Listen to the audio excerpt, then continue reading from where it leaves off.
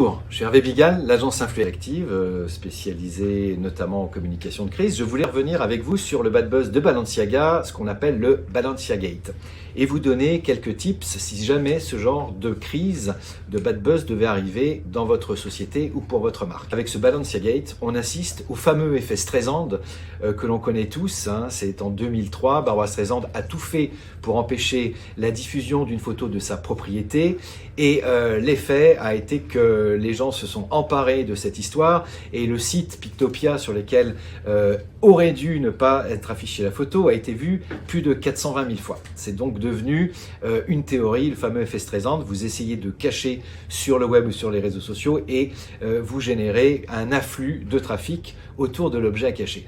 Alors quelques tips si jamais ça vous arrive, et à la fin je vous donnerai finalement une référence de ce qui pour nous est une success story en la matière.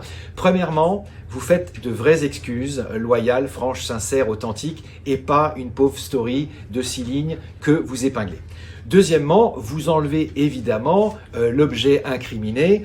Vous n'enlevez pas tout votre contenu. Si vous enlevez tout votre contenu, ça veut dire que tout le contenu était à jeter. Ce qu'a fait Balenciaga. Troisièmement, vous lancez une enquête interne et vous communiquez sur le fait qu'il va y avoir une enquête interne. Vous ne commencez pas à dire « je vais porter plainte contre ceux qui ont fait ça » parce qu'on n'en sait rien, on ne sait pas ce qui s'est passé. L'enquête interne, elle est menée et vous pouvez communiquer autour de cette enquête et vous donnerez les conclusions de l'enquête une fois qu'elle aura été terminée. Et le dernier point, c'est ce qu'a réussi La Redoute, qui pour nous est un exemple majeur de communication de crise.